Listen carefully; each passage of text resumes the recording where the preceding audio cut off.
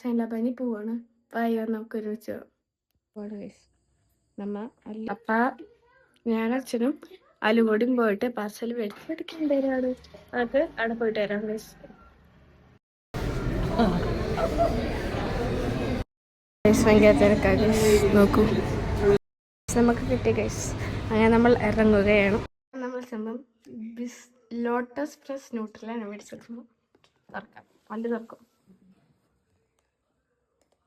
ഭയങ്കര പാടുണ്ടോ ഗൈസ്? ഞാൻ തുറക്കണോ?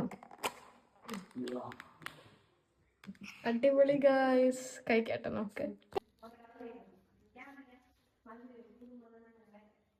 ഭയങ്കര പാടാത്തത്